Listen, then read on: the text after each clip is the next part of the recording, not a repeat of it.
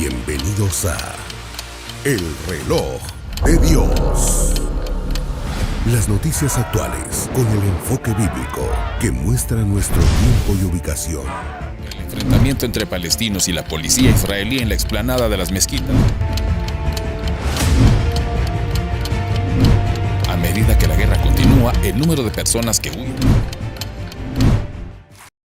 Hola, bienvenidos una vez más al Reloj de Dios. Soy Elsa Mariana García y para nosotros es una verdadera bendición poder llegar hasta ustedes para contestar a cada pregunta que va surgiendo del tema que te vamos presentando en cada uno de los programas. Damos la bienvenida al apóstol Sergio Enríquez, con quien nos preparamos de verdad con todo el honor que se merece, pues el hecho de poder hablar de un tema de Dios. Y apóstol, como siempre, pues usted escudriñando las Escrituras con tanto conocimiento, pero también con ese temor de Dios para llegar y hablar de un tema que a veces es complejo.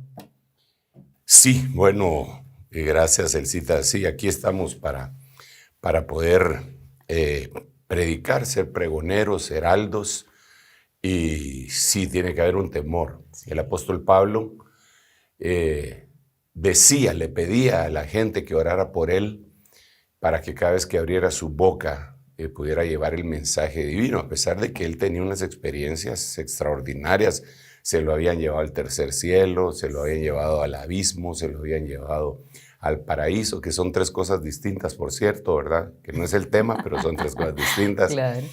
Y tenía tanta revelación, lo visitaban ángeles y una revelación tremenda, y él de todas maneras temblaba cuando le tocaba ministrar la palabra. Creo que eso es bien importante, que cada uno de nosotros no lo perdamos, ¿verdad? No se trata de llegar a tener cierta experiencia en el púlpito y convertirnos en predicadores profesionales, sino en heraldos que de veras tiemblen ante la palabra de Dios. El apóstol Pablo, para poner el ejemplo, nuevamente decía: no quiero ser un heraldo descalificado. Es decir, que uno puede llevar un mensaje verdadero y que se pueden salvar otros y condenarse uno mismo, ¿verdad? Entonces sí, cuando se aborda cualquier tipo de tema, creo que el punto central es el temor a Dios. No se trata de atacar a nadie, no se trata de ensalzar a nadie, ni adular a nadie. Se trata de dar el mensaje divino, ¿verdad? Y por eso hay que medirse las palabras. Dice la Biblia en el libro de Eclesiastés: el predicador trató de buscar palabras agradables, dice, y las encontró seguramente, ¿verdad? Así que Dios nos ayude y nos haga ministrados, ¿verdad? Para cualquier tema. Amén, apóstol. De hecho, hoy queremos tratar de los 7 escenarios que hemos estado presentando en los distintos programas del Reloj de Dios acerca de Babilonia y de la iglesia. ¿Cómo abordar esos temas, apóstol, cuando todos estamos a partir del Reloj de Dios tratando de estar tan alerta de señales, de saber cuándo se está hablando de los últimos tiempos? Pero Babilonia e iglesia son dos temas sumamente amplios y también profundos. Sí, bueno, mira, yo lo que logro ver es que si nosotros no desgranamos los escenarios, nos va a ser un poco difícil entender el tiempo exacto. ¿Qué tiempo? El tiempo del retorno del Señor Jesucristo. La Biblia dice claramente que nosotros debemos de conocer los tiempos. No conocer los tiempos puede ser causa de maldición. Por ejemplo, le dice el Señor a Jerusalén: por cuanto no conociste el tiempo de tu visitación, no conociste el tiempo de tu visitación. Bueno, tu casa va a ser dejada desierta, te viene algo malo. Pero si hubieras conocido ese tiempo, tu paz sería como la de un río. Entonces, lo vemos en el Antiguo Testamento cuando los primeros que marchaban en el desfile divino allá en el desierto era la tribu de Judá, acompañados por Isaacar y Zabulón, que eran los 3 tribus que iban al principio. Y Isaacar, según Primera de Crónicas, capítulo 12, verso 32, era experto en conocer los tiempos. ¿Qué tiempos? Pues todos los tiempos, ¿verdad? Porque cuando nos vamos a los tiempos, tenemos que entender que existe en Eclesiastés capítulo 3 14 parejas de tiempos. Tiempo de reír, tiempo de llorar, tiempo de amar, tiempo de odiar, tiempo de tirar piedras, tiempo de recoger piedras, etc. 14 parejas que se convierten en 28 tiempos. Pero eso no quiere decir que esos sean los únicos tiempos que la Biblia marca. Entonces, para que nosotros conozcamos los tiempos, Dios dejó eventos. Es decir, yo insisto mucho en esto. Dios fecha con eventos. Dios no fecha con fechas. Claro. Dios no generalmente para estas cosas no dice en tal fecha, en tal hora va a pasar tal cosa. En algunas oportunidades sí lo dice. Por ejemplo, vemos a un profeta que le dice a una mujer, el próximo año, para esta hora vas a estar parrullando un bebé. Entonces ahí sí le dio un tiempo específico, pero la mayoría de las veces Dios lo que hace es decir, va a haber un evento, estén atentos. Por ejemplo, cuando veáis que la higuera se enternece, sabed que el verano está cerca. La higuera es Israel. Entonces, fecha con eventos. Cuando veáis que todas estas cosas empiecen a suceder, erguidos y levantad vuestras cabezas porque vuestra redención se acerca. Entonces puso un evento. ¿Cuál era el evento? Maremotos, crecimiento de los océanos a todo nivel, angustia entre las naciones. Esa es una señal, ¿verdad? Entonces él está señalando con eventos.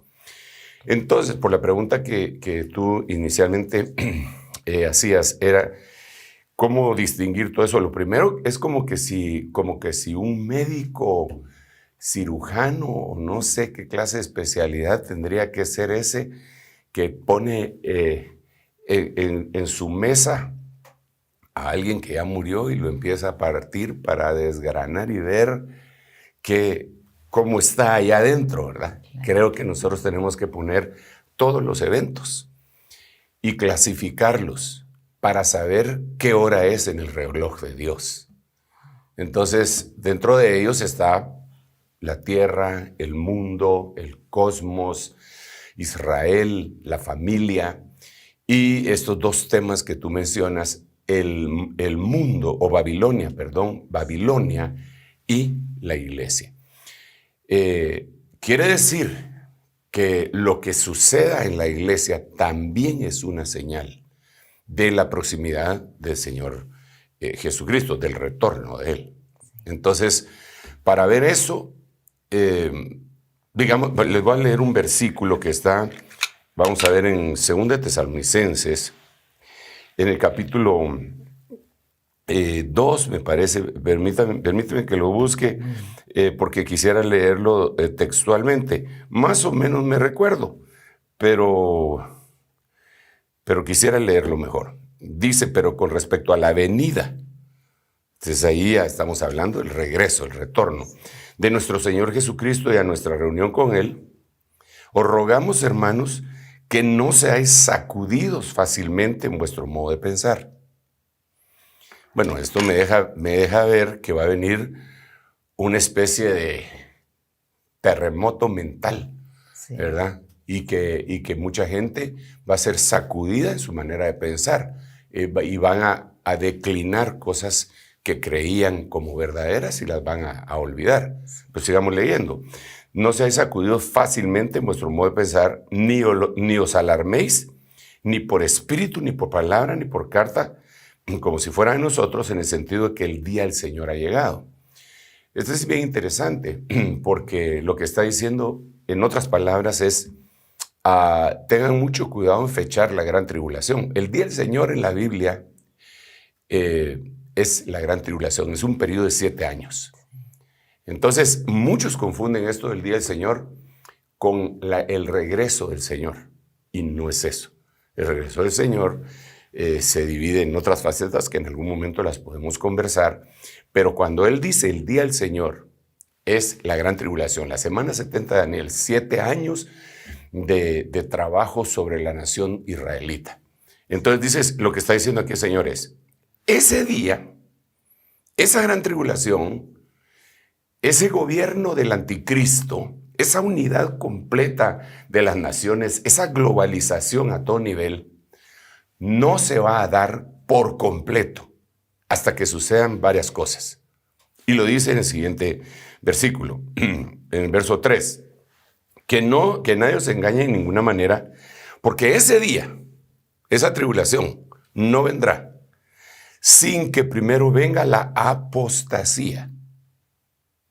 Entonces, tenemos que, aquí hay un periodo de 7 años y una de las señales de que ya va a venir ese día es que va a haber una apostasía. Hay una versión en inglés que se llama la versión amplificada, Amplified, y esa versión dice la apostasía generalizada.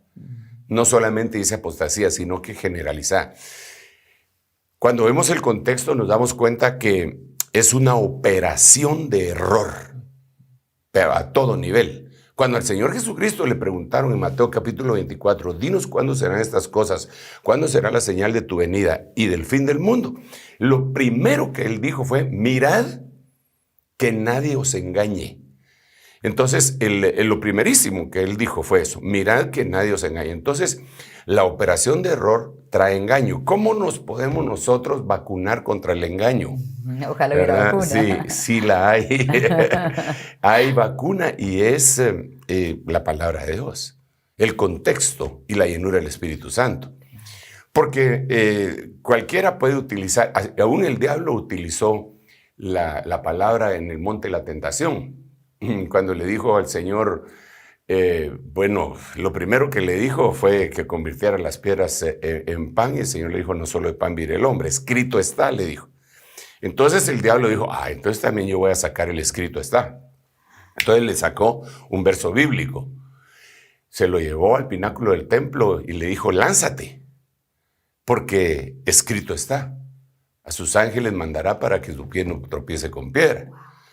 Pero hasta ahí paró.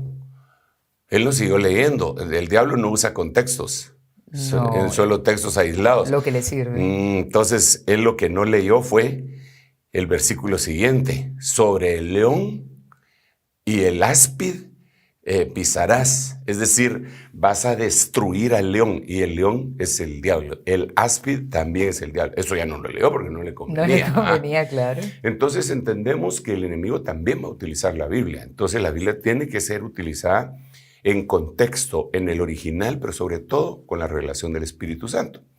No es una cuestión de materia gris. Porque el Señor eso fue lo que dijo. Te alabo, Padre, porque escondiste esto de los sabios y los entendidos y se lo revelaste a los pequeñitos. Sí.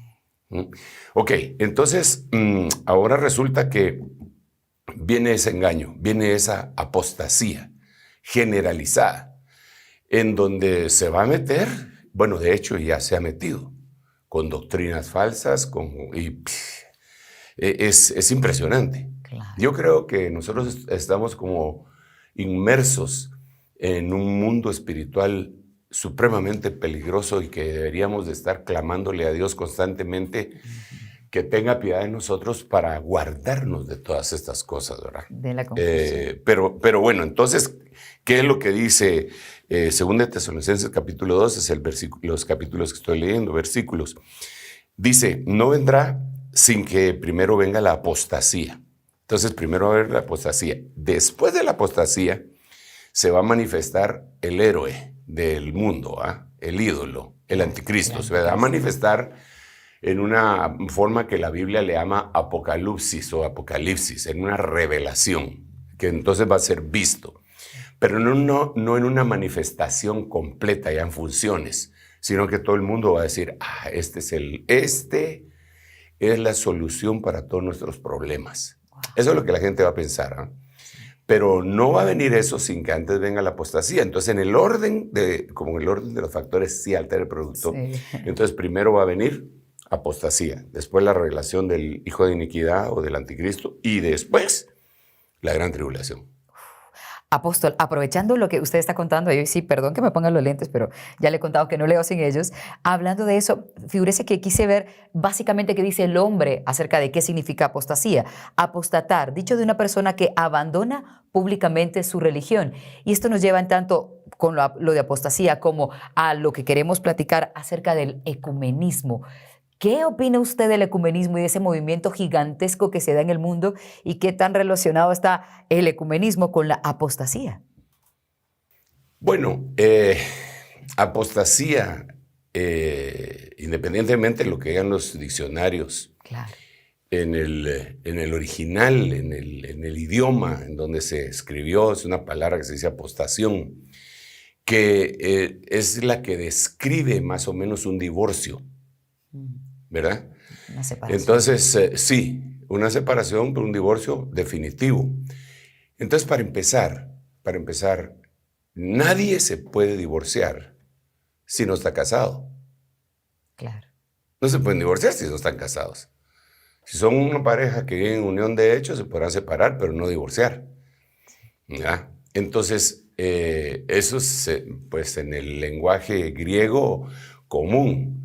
Pero si traemos eso para lo espiritual, entonces diríamos, nadie se puede separar nadie puede divorciarse pues, de la fe si antes no la tenía. Entonces, ¿qué es la apostasía? La apostasía es una situación que afecta a cristianos. Un pagano no puede apostatar. Cierto. Porque ¿con quién está casado? Sí. Él no puede apostatar. Los únicos que pueden apostatar son aquellos que en algún momento tuvieron la fe. Tuvieron fe. Y la niegan. ¿Y cómo la niegan? Con sus hechos. Entonces, eso es lo primero que deberíamos de analizar. Ahora, cuando avanzamos un poco más y como tú hablaste del ecumenismo como una de las señales, pero no es la única señal, son muchas señales las de la apostasía. Digamos, la Biblia dice en 2 de Pedro, capítulo 2, dice que en el final del tiempo, primero hace una relación con el tiempo antiguo, y dice, porque hubo falsos profetas en el antiguo tiempo, falsos profetas. Y después dice, como también habrán falsos maestros. Entonces hace una vinculación entre el ministerio profético y magistral. Allá hubo falsos profetas. Aquí, en este tiempo, van a haber falsos maestros que introducirán herejías dañinas, nocivas en el cuerpo de Cristo. Ahí es donde empieza, porque ¿dónde empieza la apostasía? Tenemos que verlo. Existen 3 niveles. Primero está la herejía, después está la blasfemia, Claro. y después está la apostasía. ¿Podríamos explicar brevemente cada uno? Sí, digamos la herejía, la Biblia en el griego le pone airesis, que quiere decir sectarismo, que quiere decir obstinación. Entonces, primero, y dice la Biblia que pueden haber 2 clases de herejías. Una, la carnal, y otra, la espiritual. ¿Cómo así? La carnal es la obra de la carne. Es aquella gente que, no, pero yo así creo y así creo, pero no lo está siendo influenciada por ningún espíritu, pero sí por su propia carne, obstinación, orgullo, vanidad, etc. Bueno, ahí podría empezar una herejía. Cuando eso persiste, entonces entra el mundo espiritual en acción y espíritus inmundos, porque la Biblia dice que espíritus inmundos son los que van a ocasionar eso. Empieza a azuzar el fuego de la herejía y entonces ya se vuelve una herejía espiritual. Espiritual porque fueron huestes espirituales de maldad las que las promovieron. Ok. Entonces eso se va a un grado mayor, que vendría a ser la blasfemia. Entonces, la blasfemia se divide en 2 blasfemias también. Una que es una blasfemia perdonable y otra que es una blasfemia imperdonable. La blasfemia imperdonable es la que se hace contra el Espíritu Santo. Eso hay que explicar esa blasfemia, hay que explicarla, pero así, solo le estoy dando unas pinceladas. Y la blasfemia perdonable, el Señor la dijo, ¿verdad? Que iban a poder blasfemar, no iban a poder, sino que lo iban a hacer contra el Padre, contra el Hijo, y que les iba a ser perdonado. Pero la blasfemia contra el Espíritu Santo, ni en este siglo ni en el venidero.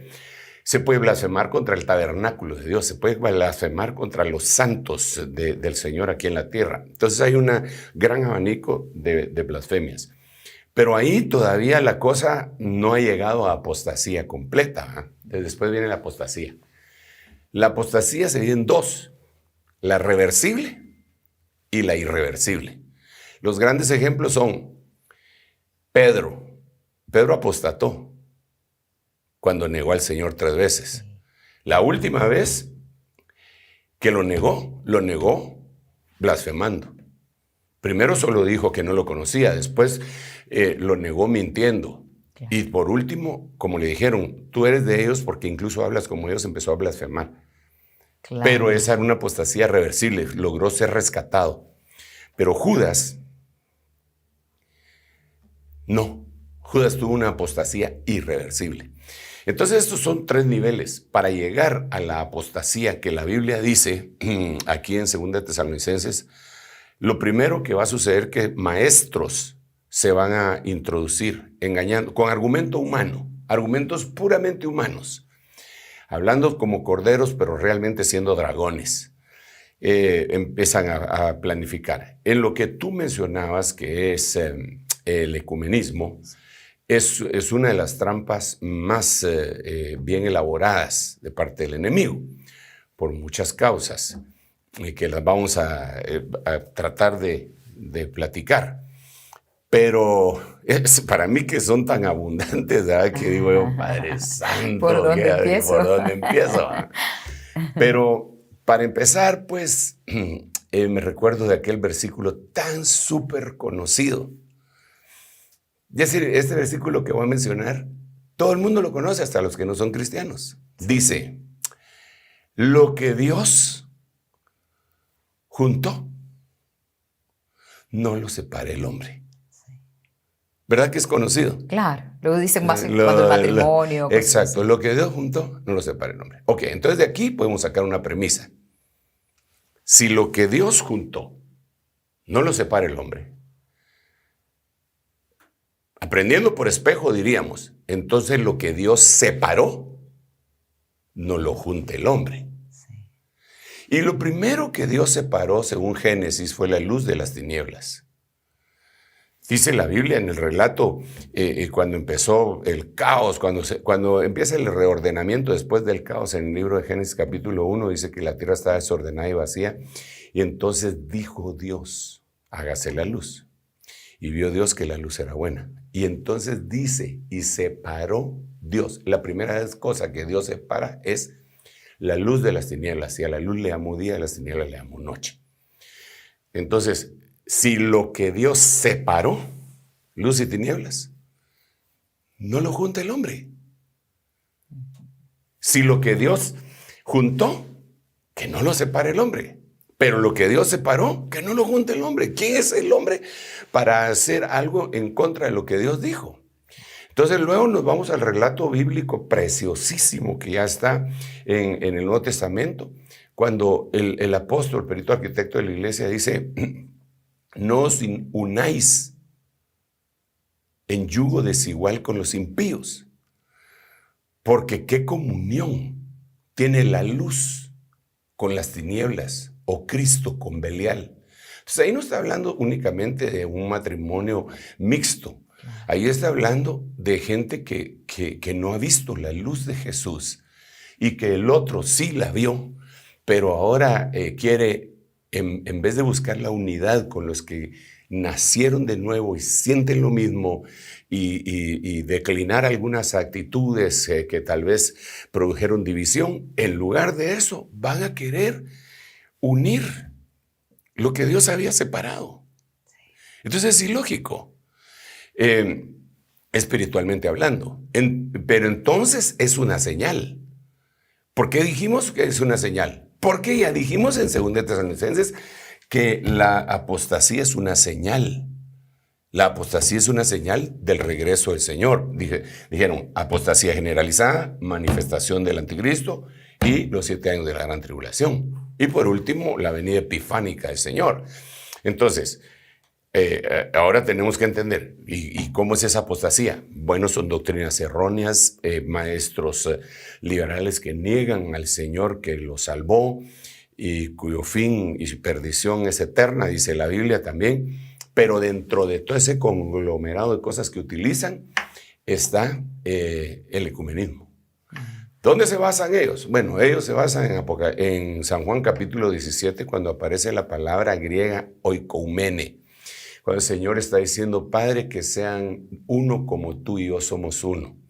Entonces, de ahí ellos dicen que seamos uno, pero a ver. Que sean uno como tú y yo somos uno. Tenemos que ser de la misma especie. Ok, la Biblia dice en el libro de Hebreos, en el capítulo 2, y tanto el que santifica, ¿quién es el que santifica? Cristo, en ese versículo 2:11 de Hebreos. Tanto el que santifica como los que son santificados, nosotros, somos de una misma naturaleza. Por eso dice, Él no se avergüenza de llamarnos hermanos. Ok, pero ¿cómo decir esto para que nadie se sienta ofendido? Pero sí es descriptiva la cosa. Sí. Digamos, nosotros no podemos unirnos, aunque nos relacionemos, no podemos unirnos completamente con nuestra mascota. Claro, no somos uno con la mascota, definitivamente. No, aunque algunos han agarrado el concepto de perrijos, ¿verdad? Pero no somos de la misma naturaleza. Exactamente. Aunque sean lindas las mascotas, aunque sean cariñosas y muevan la cola, no somos de la misma naturaleza. Jamás podría alguien llegarse a casar con una mascota. Claro. Bueno, en este mundo pervertido tal vez sí, ¿verdad? Tal vez ya ha pasado. Sí, tal vez ya está pasado. Pero, ¿por qué? ¿Por qué? Bueno, en primer lugar, pues lo material, el cuerpo, pues es obvio que no es similar. Sin embargo, la Biblia nos habla de bestialismo, sí, que lo prohíbe. Sí. Eso quiere decir que desde el pasado hay gente que lo ha hecho. Bueno, pero vamos, una explicación un poco más amplia. Para llegar al punto ¿verdad? Que del ecumenismo y que la reunión de religiones. Entonces, la razón básica fundamental es que nosotros somos tripartitos. Nosotros tenemos espíritu, alma y cuerpo. ¿Ok? Sí. Eso lo dice la Biblia, no lo digo yo solamente. Bueno, yo lo digo porque la Biblia lo dice. 1 Tesalonicenses 5:21 dice que todo vuestro ser, espíritu, alma y cuerpo sean conservados irreprensibles. O sea, ahí vemos con mucha claridad, claro. Espíritu, alma y cuerpo. Ok. ¿Qué pasa con los animales? Los animales tienen un espíritu vivificante, pero no tienen un espíritu individualizante. Nosotros somos un ente espiritual que habita en un cuerpo. Nosotros no somos un cuerpo con espíritu. Nosotros somos un espíritu. Lo más valioso de nosotros es el ente que está adentro, el espíritu. Y tiene para algunos carcacha y para otros auto de lujo. Último modelo. Último modelo. Pero el que está adentro es el ente. Ese es el espiritual. Vale. Entonces, ese ente espiritual no lo tienen los animales. Entonces, por lo tanto, no nos podemos unir con ellos en plenitud. Sí. Ok, ahora vamos a la raza humana. La Biblia dice, no Sergio Enrique, la Biblia, ni ningún predicador, la Biblia dice que todos nosotros pecamos. Por cuanto todos pecaron, todos están destituidos, lo dice. La Biblia dice en Efesios y Colosenses que nosotros estábamos muertos en nuestros delitos y pecados. Y Él nos resucitó. Entonces quiere decir que se murió de nosotros. ¿Qué se murió? Porque tú antes de ser cristiana, pues ibas y venías, no estabas muerta. Y tu alma tenía interacción y tenía soluciones y decisiones y todo. Así que tu alma tampoco estaba muerta. Te fuiste a estudiar, sacaste un degree, lo que sea, era tu alma. Sí. Pero el espíritu estaba muerto. ¿Por qué? Porque Efesios y Colosenses dice que estábamos muertos en nuestros delitos y pecados. Llega Cristo y nos vivifica. Entonces ya estamos vivos en las tres partes.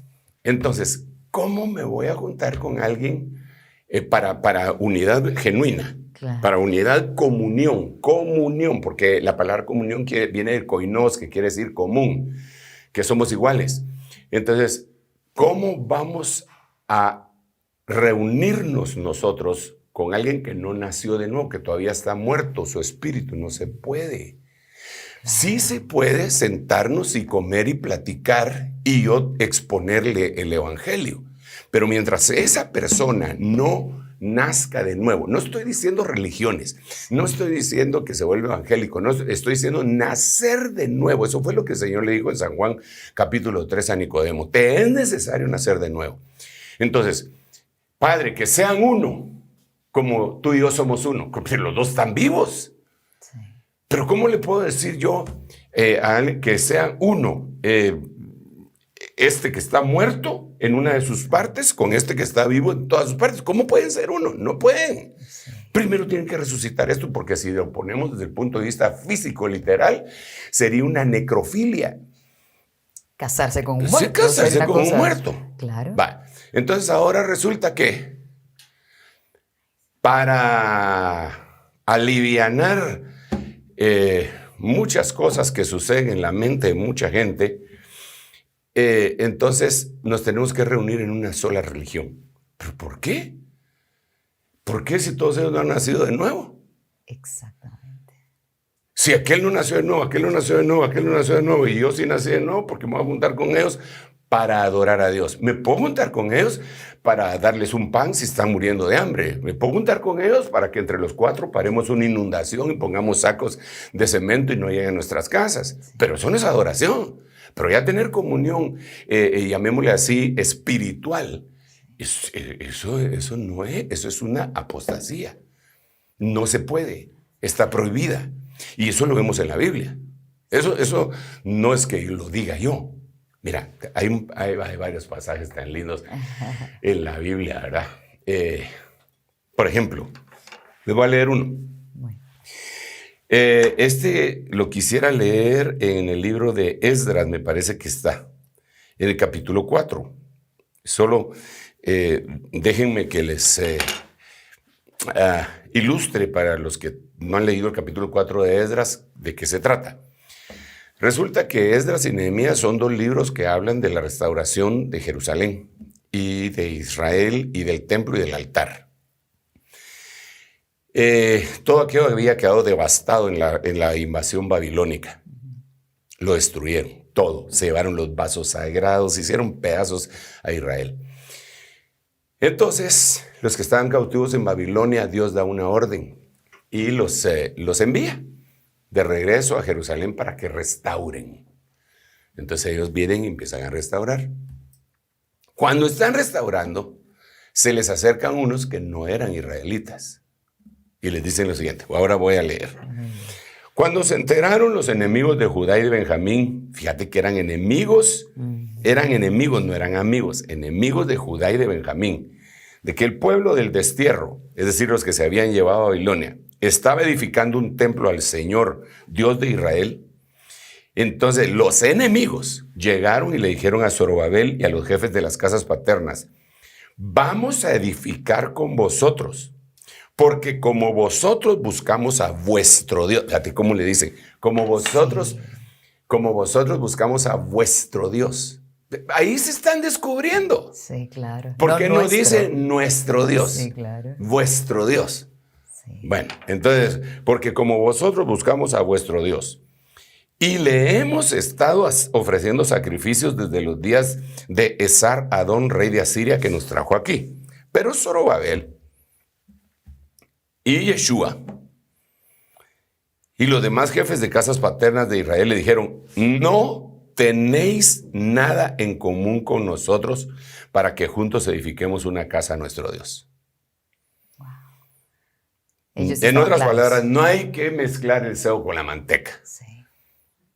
En otras palabras, se lo voy a volver a leer. Zorobabel y Yeshua y los demás jefes de casas paternas de Israel le dijeron, no tenéis nada en común con nosotros para que juntos edifiquemos una casa a nuestro Dios, sino que nosotros, los nacidos de nuevo, unidos edificaremos al Señor Dios de Israel como nos lo ordenó el rey Ciro, rey de Persia. Pero ustedes no tienen nada que ver con nosotros. ¿Discriminadores? Bueno, si así le quieren llamar, ¿verdad? Claro. Entonces, el problema con el ecumenismo es que presentan varios argumentos puramente humanistas y tratan de unir lo que no se debe de unir, la luz con las tinieblas. Digamos, un enemigo en común. Mira, es un tema tan amplio que... Únicamente le quería pedir que hagamos una pausa porque tenemos un material que les queremos mostrar al regresar de la pausa que nos da un contexto de cuál es la situación del ecumenismo ahora mismo en Guatemala y otros países, y así el apóstol los puede seguir guiando con esta explicación para que no nos dejemos engañar. Una pausa y regresamos ya. En un momento regresamos con El Reloj de Dios. Estamos de vuelta con El Reloj de Dios. Gracias por seguir acompañándonos en El Reloj de Dios. Y tal y como lo ofrecimos antes de la pausa, vamos ahora a ver el material acerca del ecumenismo y cómo es que ha estado permeando en diferentes religiones, culturas y países. Aquí tenemos noticias al respecto.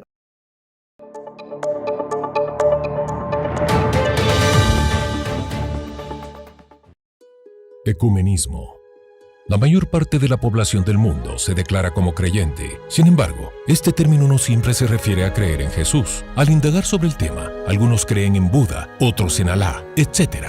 En varios discursos y eventos recientes, se ha llamado a la unidad, aunque existan diferentes creencias, religiones o pensamientos, tratando de convencer a todos de que el vínculo común es el amor. Líderes religiosos hacen llamados a sus comunidades y congregaciones para que se fomenten diálogos basados en el respeto, la justicia, la veracidad y el afecto por el prójimo, aduciendo que todos somos hijos de Dios. Desde hace varios años en América, se han hecho eventos para promover el ecumenismo como una ideología.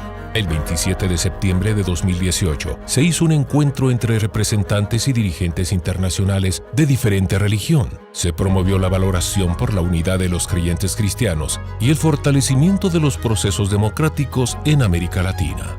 En noviembre de 2021, por lo menos 40 líderes religiosos y una decena de científicos se reunieron para hacer un llamado a los gobiernos mundiales para tomar medidas concretas y ambiciosas en la cumbre del clima. Afirmaron también que se debe dar respuestas eficaces a una crisis ecológica sin precedentes. Han pedido respeto mutuo entre fe y ciencia para cuidar de la naturaleza y defender a los pobres.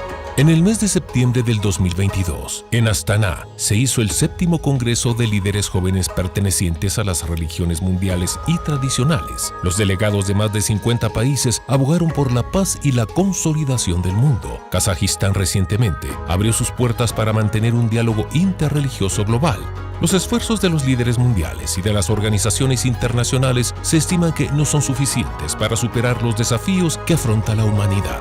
El 28 de noviembre en Argentina se conmemoró la Declaración de las Naciones Unidas en contra de toda discriminación por religión o por conciencia dentro del marco de los derechos humanos. En Argentina se ha implementado como política de gobierno. En el evento participaron líderes de diferentes religiones con la consigna de promover la paz.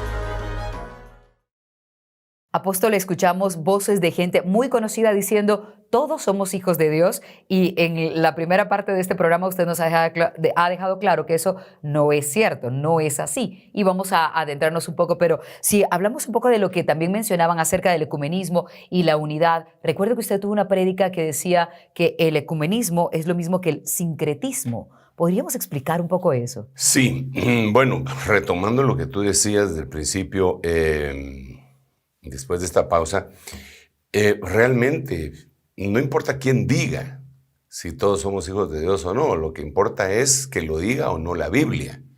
Y la Biblia dice en San Juan capítulo 1, del 12 en adelante, hablando de Jesús, nuestro Señor, dice: a los suyos vino y los suyos no le recibieron. Mas a todos los que le recibieron les dio el poder de llegar a ser hechos hijos de Dios. Entonces los que no le reciben se pueden decir que sean hijos de Dios, aunque busquen de cabeza en las montañas del Tíbet, bajo los gélidos climas que ahí se dan, y se fustiguen y se pongan silicio y lo que quieran.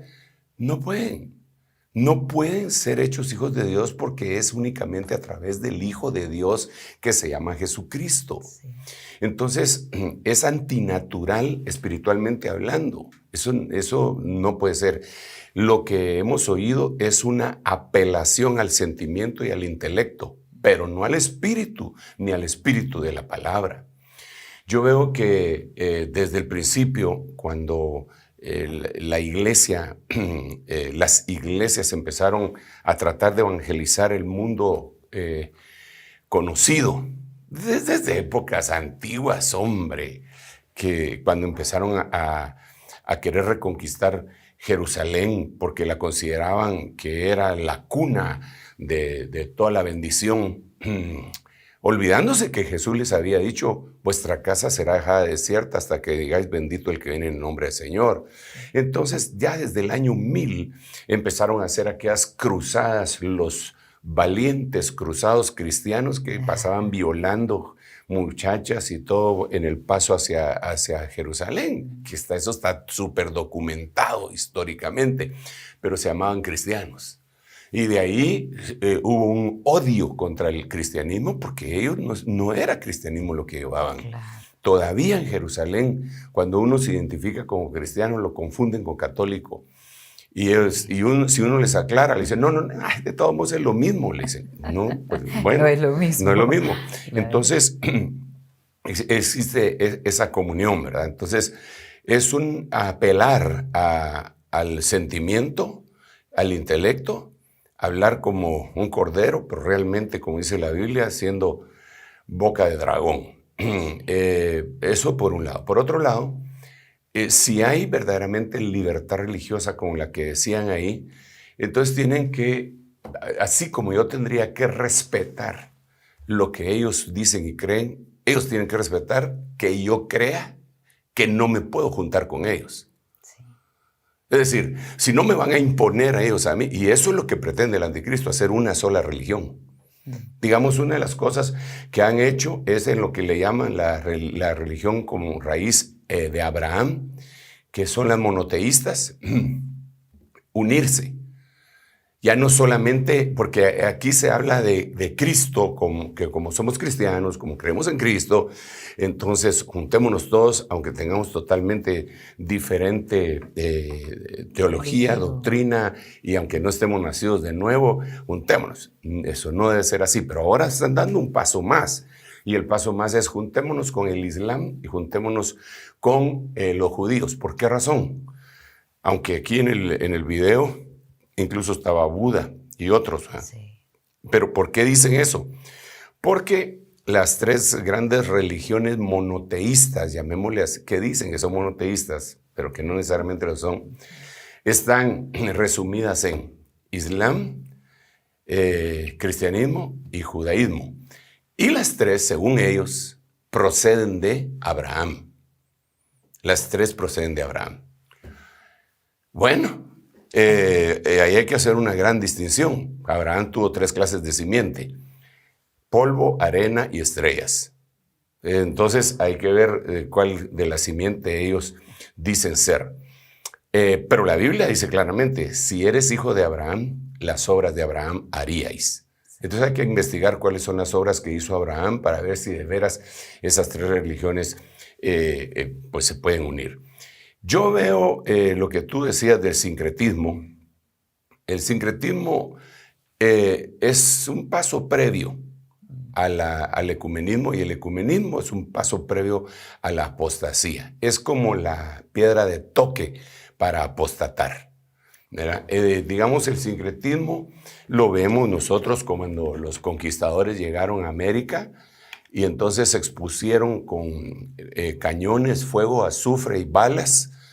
Se impusieron ellos y con otras cosas que traían como enfermedades de los cuales ellos ya eran inmunes, pero todos los que habitaban acá no, y cómo diezmaron a la población y la esclavizaron. Y dentro de la esclavización vino la religión que ellos le llamaban cristiana, pero que no era cristiano. No puede ser cristiano un movimiento que asesina en un potro a gente que no cree lo mismo. Sí. y ahora son mansas palomas. No puede ser cristiano un movimiento que no ha pedido perdón a la humanidad por todos los horrores que hizo en la Inquisición cuando quemaron a gente porque no creían lo mismo o los acusaban de brujos.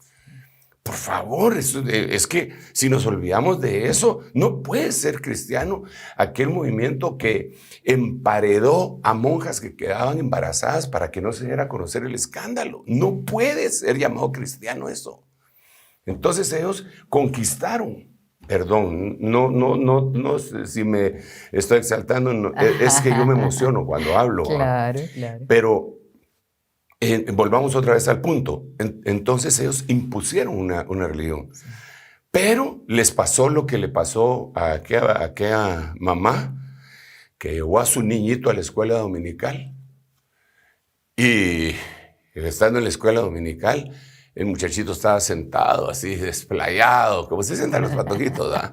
Relajado. Relajado. Y entonces la mamá le dijo, párate, no miras que están orando. Ay, no quiero, párate. No quiero. O te parás o te las vas a ver conmigo cuando lleguemos a la casa. Entonces se paró el patojito y la mamá con cierta dejo de triunfalismo lo volteó a ver y ella le dijo, pero por dentro estoy sentado, le dijo. O sea, estoy contra mi voluntad de esta manera. Por dentro. Entonces eso fue lo que pasó en América. Sí. Ellos impusieron el cristianismo, pero por dentro ellos estaban sentados. Ellos estaban sentados en sus sacrificios paganos que hacían acá. Ellos estaban sentados en sus sacrificios de animales que hacían acá. Ellos estaban sentados en sus sacrificios humanos que ellos hacían acá y que han resurgido con el movimiento indigenista a nivel de América. La Pachamama en Sudamérica y otro montón de que mejor ni menciono.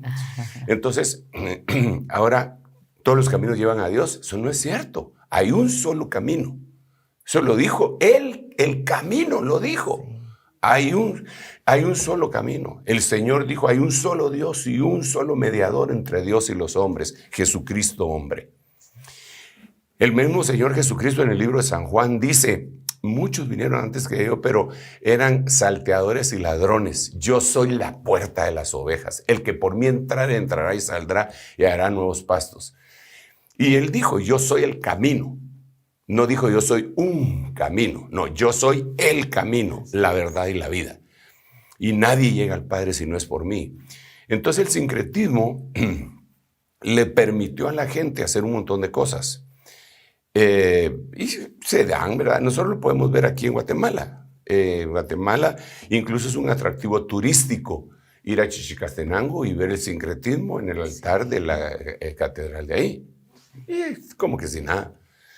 ¿Verdad? Hasta con bendición. Pero es sincretismo.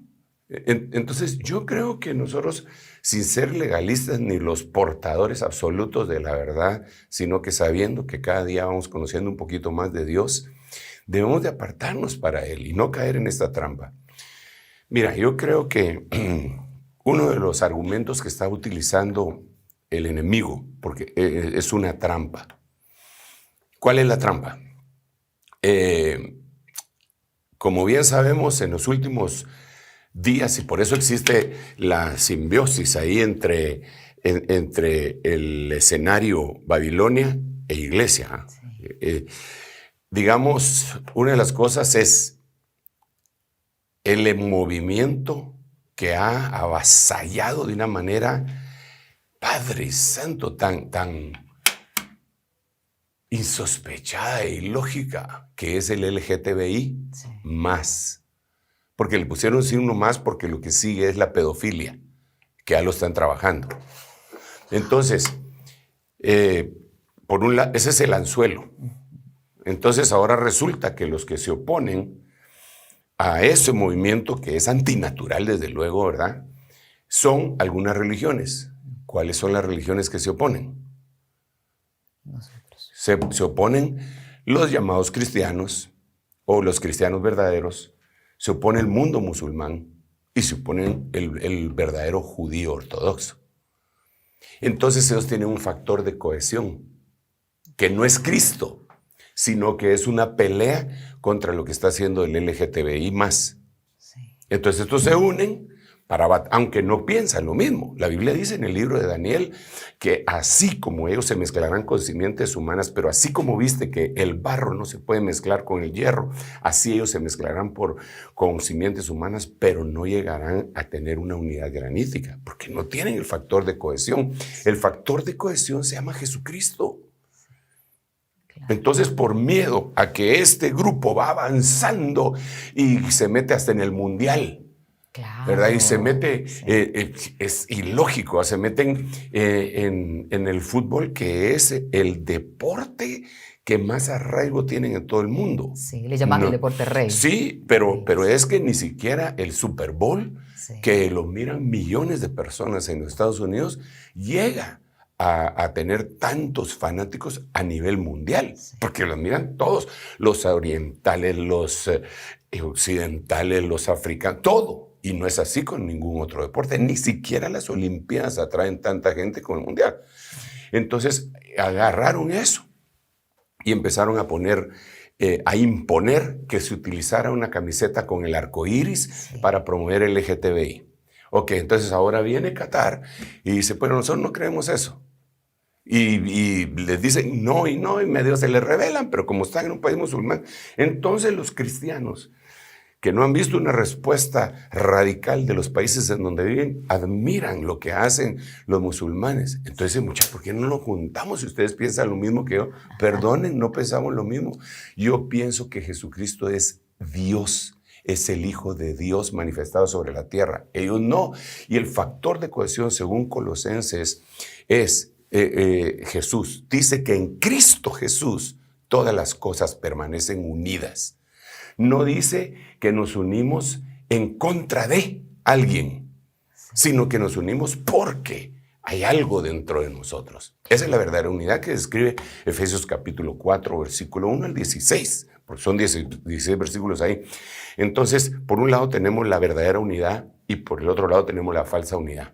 La verdadera unidad debe de ser con los que tienen lo mismo. Dice, esforzados por mantener la unidad del espíritu, el espíritu humano, para luego llegar a alcanzar la unidad de la fe, ese es el alma.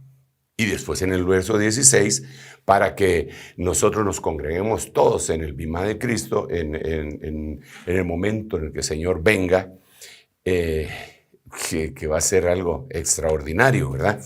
Ya en cuerpo, porque ahí van a resucitar muertos y todos los que en algún momento creyeron en Cristo, pero esa es otra cosa, episinagoge le llama la Biblia. Entonces, pero por el otro lado es una copia. Juntémonos pues. Oremos juntos. Vos le orás a Alá y vos a Buda y vos a la Pachamama y yo a... No. Eso es un humanismo que da lugar a la apostasía. Entonces yo sí creo que es importante que el pueblo sepa qué es lo que va a seguir. Bien, aprovecho a hacer nada más este enlace. Ecumenismo, apostasía, no, ecumenismo, digamos, sincretismo y humanismo tienen características muy parecidas y el que está, digamos, decantándose por el humanismo puede llegar a caer en esta trampa de pensar también lo mismo. Claro, absolutamente, porque es que lo que pasa es que el humanismo tiene argumentos intelectuales, humanos, llamémosles lógicos, pero en el Señor dice que a Él le plugo predicar el Evangelio, por la locura, dice, la salvación por la locura de la predicación del Evangelio, porque es una locura ante la lógica humana. ¿Por qué es una locura?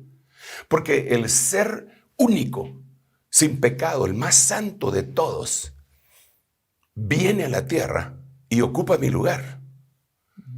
Y yo, que soy un pecador infeliz, que merecía el infierno de fuego eternamente, Él llega y dice, yo tomo el lugar de Él. Ahí no hay lógica. Y entonces, yo no estoy diciendo que soy bueno, súper santo. Yo lo que estoy diciendo es que yo dije, no lo merezco, pero amén. Gracias. Sí. Y entonces, cuando me juzguen a mí para meterme ahí, yo le digo, no, si ya pagaron por mí. Y una persona no puede ser juzgada 2 veces por el mismo crimen. ¿Y quién pagó por vos? Jesucristo se llama el que pagó por mí. Ah, bueno, pase porque esté en el libro de la vida. Pero eso es una locura de la mente humana. Porque la mente humana todo lo quiere, incluso los ateos, ¿verdad? Dicen que quieren pruebas, pero ¿y qué más pruebas con la creación? ¿Va? Pero eso es otra cosa. Entonces, sí, el humanismo. Pero como veo que el tiempo nos avanza, yo quiero decir algo antes de que nos vayamos, y es lo siguiente. La Biblia dice, en Apocalipsis capítulo 11, que el Señor, mejor lo voy a leer, Apocalipsis capítulo 11, que el Señor le dio una vara de medir al apóstol Juan. Vamos a ver. Dice, me fue dada una caña de medir semejante a una vara. Estoy leyendo Apocalipsis 11:1. Y alguien dijo, levántate y mide el templo de Dios y el altar y a los que en él adoran. Pero excluye el patio que está fuera del templo, no lo midas, porque ha sido entregado a las naciones. Fíjate bien, no midas el patio, no midas el atrio. ¿Por qué? Porque fue entregado a las naciones. Aquí dice las naciones, pero la palabra nación no existía cuando ellos escribieron.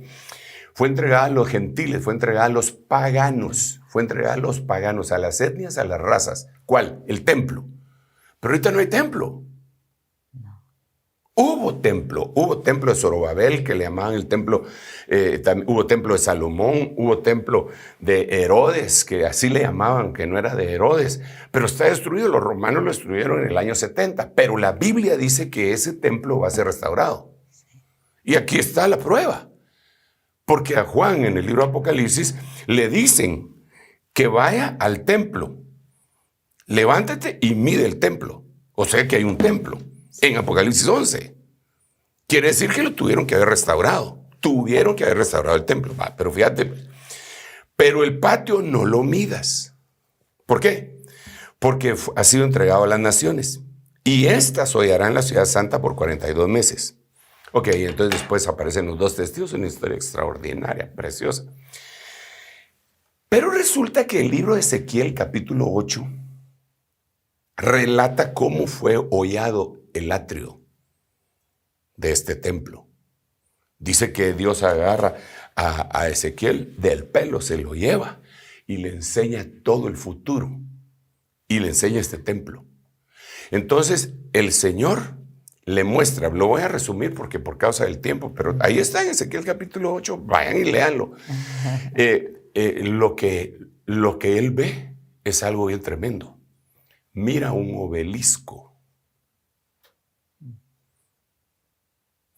Mira un símbolo musulmán y mira un símbolo judío. El obelisco representa, en esto que estamos platicando, a la iglesia cristiana. Claro.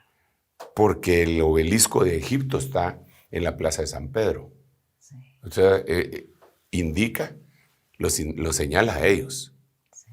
Pues ahí lo vemos, no es que yo esté acusando a nadie, ahí lo dice claramente. ¿Y por qué yo digo que mira un obelisco? Porque en la Biblia al obelisco se le llama la imagen monstruosa del celo. Es un culto fálico. Entonces, eso es un obelisco. Y en todo el mundo hay obeliscos. Sí, cada país tiene su propio obelisco. Sí. Es un culto fálico. Entonces, llegan y ponen, ¿en dónde lo ponen? En la explanada del templo que ahorita está vacía, donde solo está la mezquita de Omar.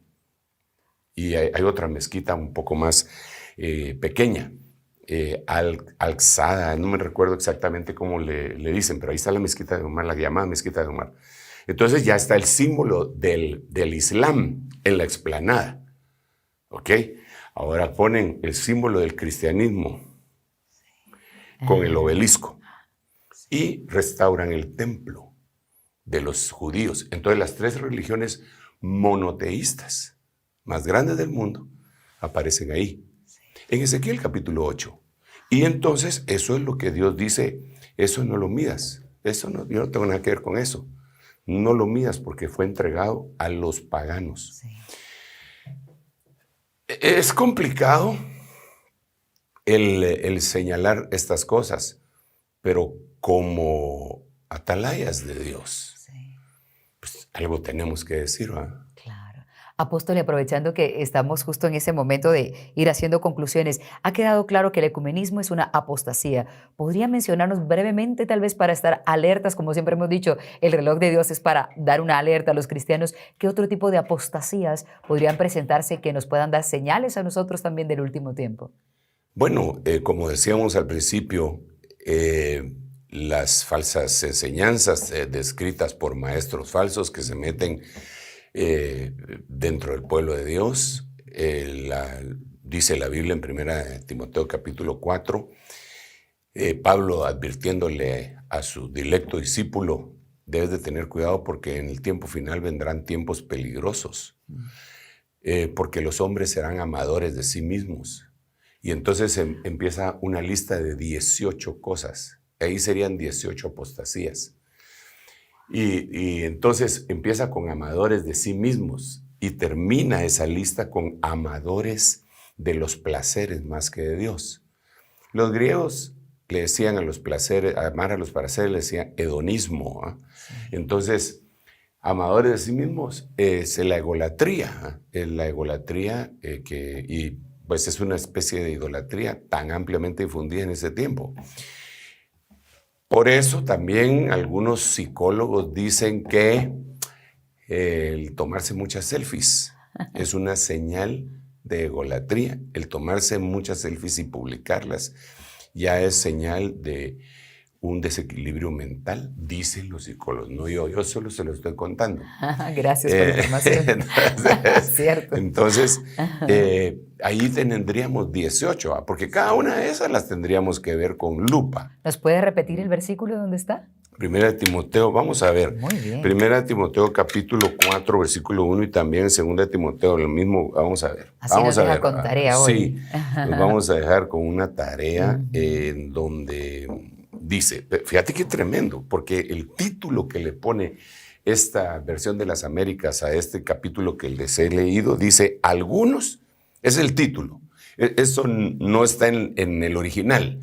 Pero esto se lo pusieron los traductores. Algunos apostatarán de la fe.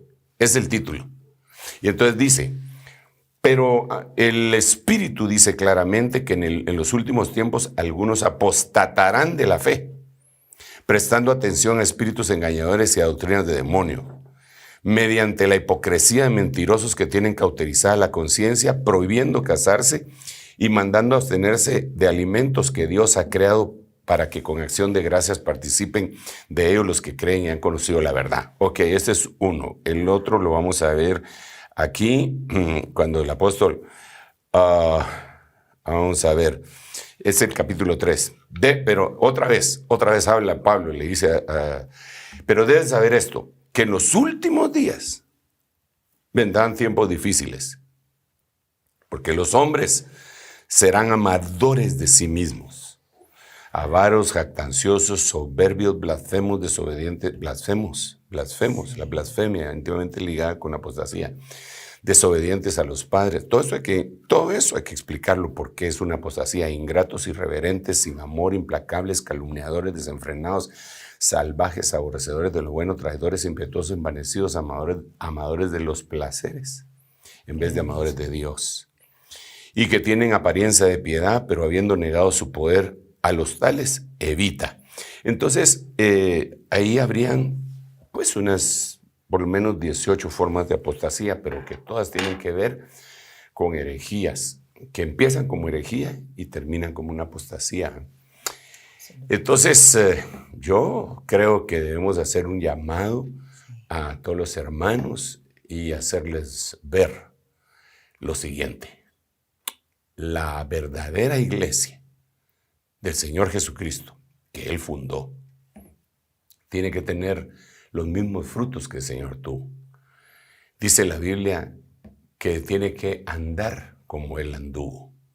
Él nunca se unió con los fariseos, sí les predicó. Él nunca se hizo uno con los saduceos ni con los herodianos, pero les predicó. Pero Él se hizo uno con su iglesia, con su novia, con su esposa. Entonces, yo, como un cristiano que el Señor ha puesto en el muro, levanto mi voz Y digo desde este momento, de este lugar, no al ecumenismo. No, no y no. Amén. Que Dios les bendiga. Elcita, te devuelvo el micrófono.